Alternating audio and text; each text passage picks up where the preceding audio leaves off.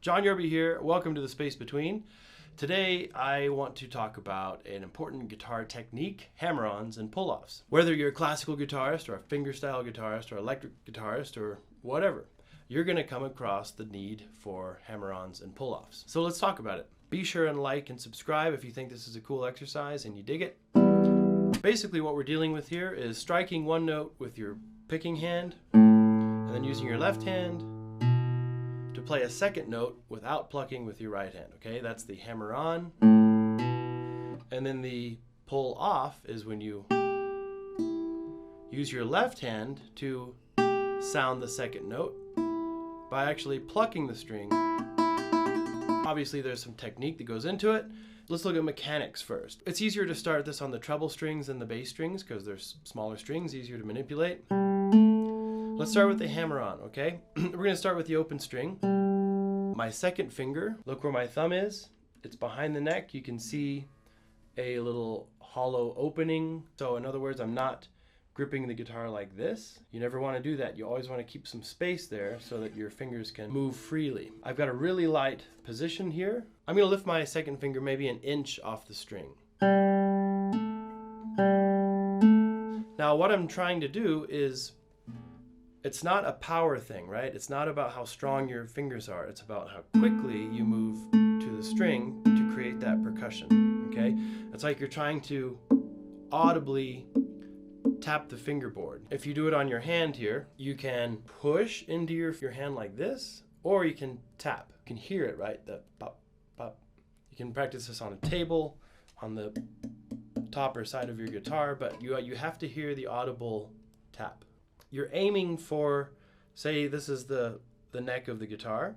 I'm actually pretending that I'm trying to hit the space below my finger. So I'm going to the finger and it stops my second finger because, well, it's there, right? Just like your fingerboard here.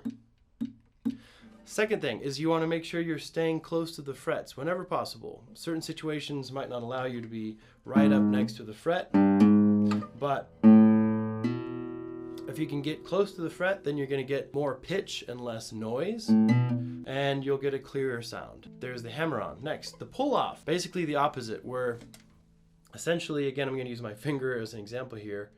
You're pulling across the string like this, okay? And there's two variations on this. There's what's called a free stroke pull-off, where your finger pulls off into the air. Rest stroke pull-off, which is more powerful, where your finger slides off the string and lands on the fingerboard. You start with the note pressed down, your initial note. Okay, in this case, again, it's the third string, second fret.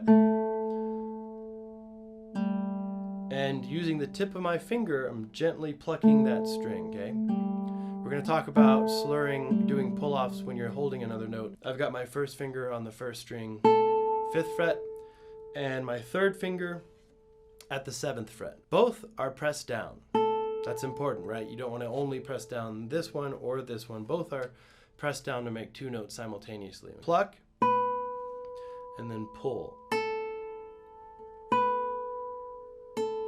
Now, what's important here is you have to stabilize your first finger. That's why you push. You don't want to pull the string off the neck when you try to do your pull-off. Here's a good exercise, all right? Of course, start with open strings. And if you're mainly a chord player, you know, a strummer, these are important for chords as well, to do embellishments or little ornaments, you know, decorations like.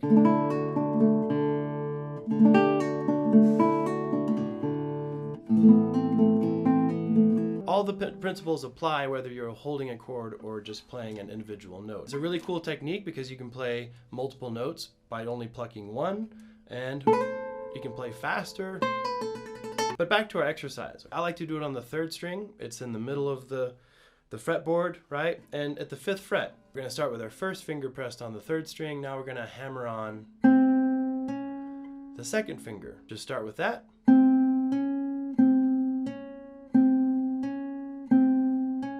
Notice that I'm going da da da. It's very even, right? I'm not doing get your metronome out, put on the click.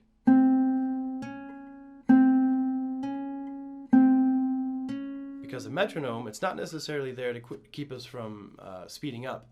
It's there so that we see the space between clicks, and that's the space in which we want to live, okay?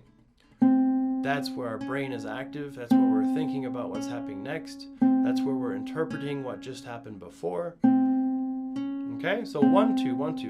This is going to be the easiest one because our first and second fingers are strong. Next, you hold down fingers 1 and 2. I've got more pressure on my second finger than on my first finger. That's important. I'm not squeezing them both equally. I'm trying to maintain some relaxation in my left hand, okay? But my second finger is pressed. Okay, and I'm hammering on the third finger. Do that for a series of repetitions, however many you want. Don't hurt yourself. Now I'm holding down 1, 2, and 3.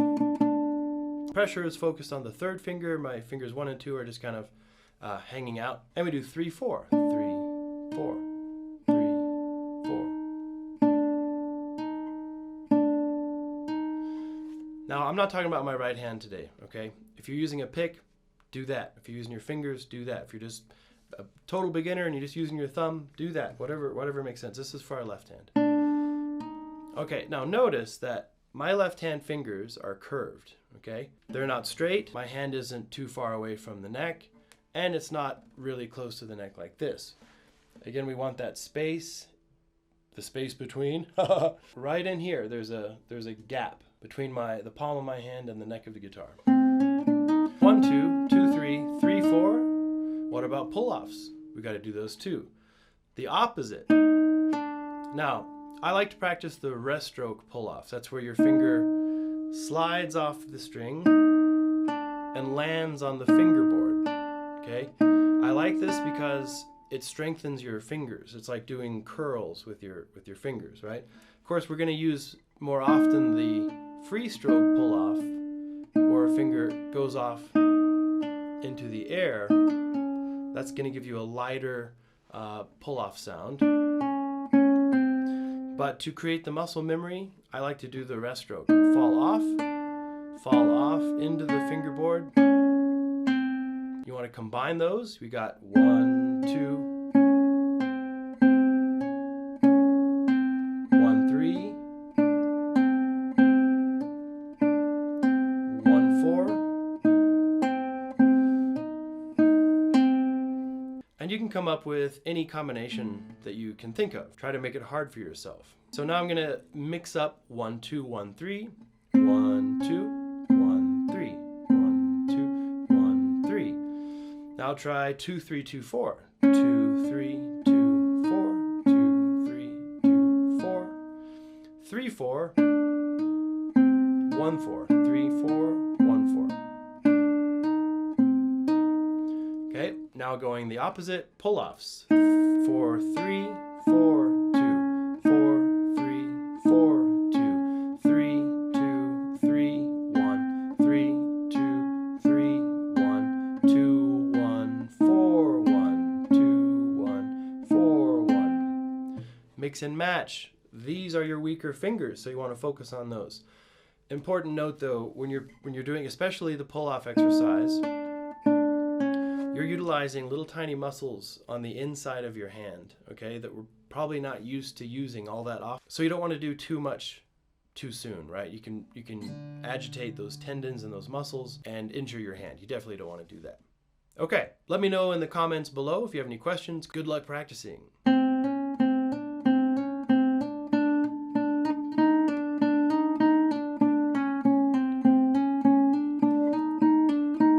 Did I mention this applies to classical guitar? That's what I'm playing now because I think she was neglected and she wanted to be in the video. But this principle applies to any type of guitar playing. Now with electric guitar, you're gonna have lighter strings. With acoustic guitar, the strings are spaced closer together, but the principles are all the same. Be sure and like and subscribe if you think this is a cool exercise and you dig it. And we'll see you in the next video. Adios.